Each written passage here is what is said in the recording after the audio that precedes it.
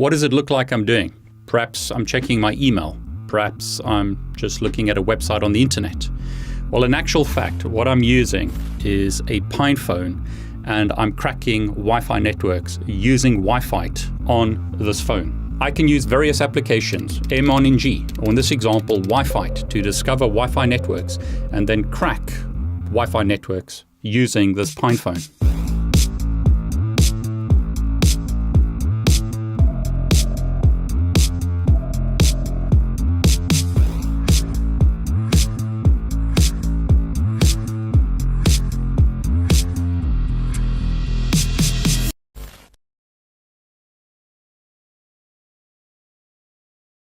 Now this video is for educational purposes only. The Wi-Fi network that I'm going to be attacking is this Wi-Fi network behind me. I own the infrastructure. I own this phone. I just want to demonstrate that a phone such as this running Linux can run applications such as Wi-Fi and others to crack Wi-Fi networks. Now in this video, I'm showing you how to set up the phone from scratch. So from unboxing to being able to do this. So if you're not interested, for example, in seeing the unboxing, and you just want to see the software that needs to be installed to get this to work, then use the timestamps below. I'll open the device. Very simple packaging on this device. Takes a bit of effort to open the box. There we go. So Pi phone, instruction manual, cover, the actual phone itself.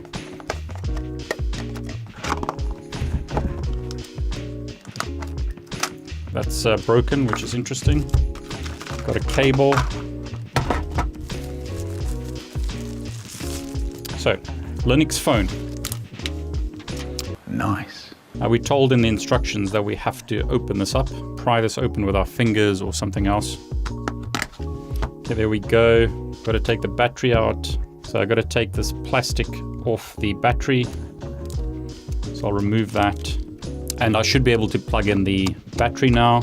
My main objective here is to get it booted with Linux and then to see if I can get a Wi-Fi adapter connected to this or do other things in Linux that you can't necessarily do on an Android phone unless you root it.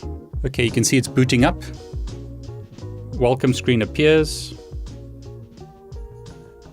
Okay, so I'm in the UK. So I'll specify London as my time zone.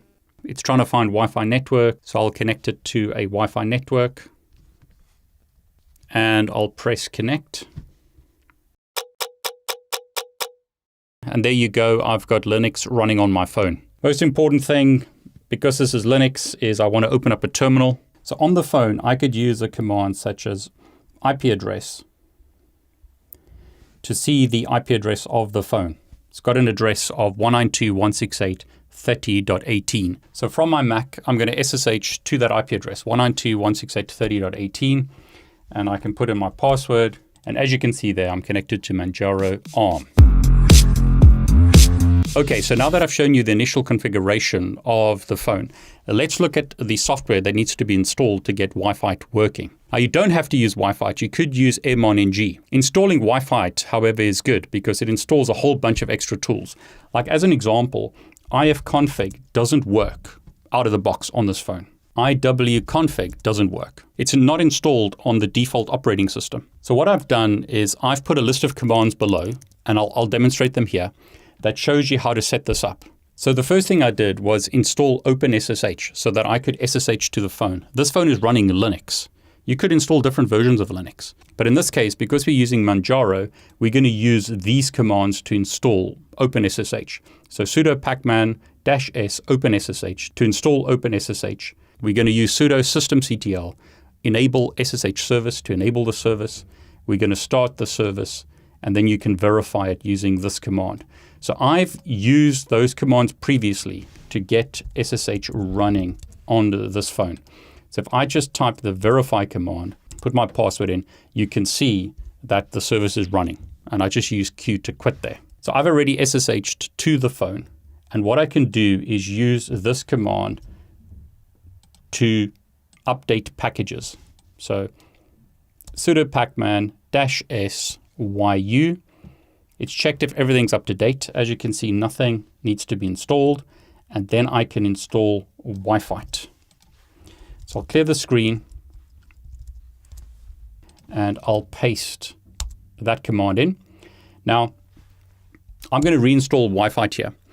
Actually, what happens when you do this for the first time is it's not just going to install Wi-Fi, it's going to install a whole bunch of other packages. It's going to install the software required to run commands such as ifconfig, iwconfig, airmon-ng, other commands.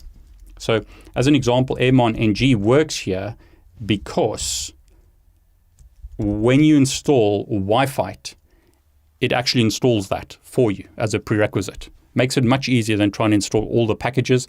So I'd recommend installing Wi-Fi even if you didn't want to use the Wi-Fi application, because it installs a whole bunch of other necessary stuff. For Wi-Fi to work, you need to install other software such as Wireshark. So in this example, I won't reinstall Wireshark, but you've got to install Wireshark, you've got to install HCX tools, you've got to install HCX dump tool, you've got to install Reaver, you've got to install Cowpaddy. If you don't install that software, it's not going to work properly. Wi-Fi also requires Pirate. So to install that, you need to install GCC, then you need to install Git, then you need to clone the Pirate software from GitHub. You need to go into the Pirate directory, set it up with a clean install, build it, and then install it. Now, if Python is not installed, you'll have to install Python as well. So if I look at my history and then I grep for Python, this is the command that I used to install Python version 2. So I'll add that there. You need to have Python 2 with this version of Wi-Fi. So make sure that you install Python 2, and then you can use Python to install the Pirate software. Now the dictionary is installed in this directory. So if you want to look at the dictionary, the probable dictionary, the one that's used by default,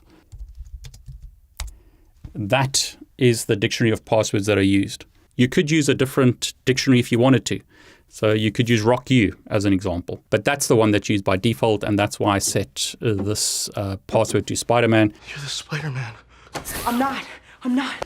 Because by default, Spider-Man is in the list of probable passwords and a whole bunch of other Spider-Man iterations. And then I'll type the command sudo Wi-Fi to run the Wi-Fi hacking tool directly on the phone. Now, we're told that there are two Wi-Fi adapters, WLAN 0 and WLAN 1.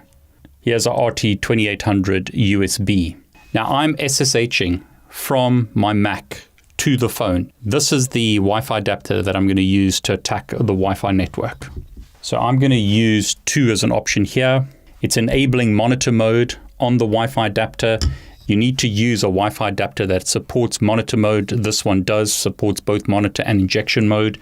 And what you'll notice there is it's picked up a bunch of Wi-Fi networks. Now I'll press Ctrl-C to stop the application searching for Wi-Fi devices. As you can see here, this TP-Link network has 2 clients connected to it.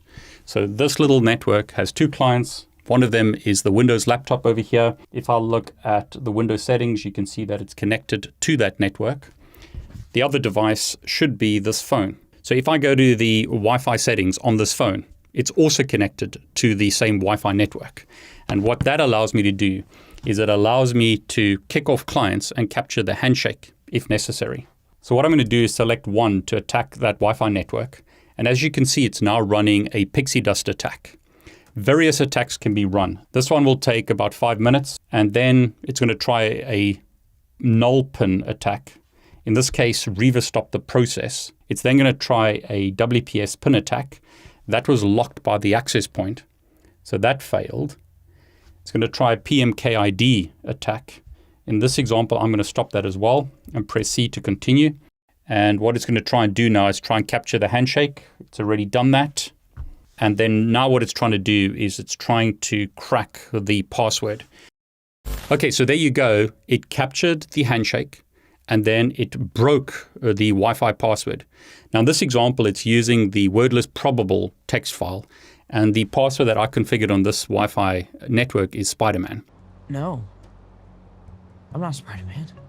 I mean, I've been watching you for like a while now. It's kind of obvious. That's a very easy one to crack. Hopefully you're not using a password like that on your Wi-Fi network. May this be a warning to you that someone could use a phone like this and a little Wi-Fi adapter, and they could capture the handshake between your client devices and your access point, and then crack that. Now, they're probably not going to do it this way. They're probably going to use a GPU or something else if your password is very strong. If I type ls here, there's a directory called HS.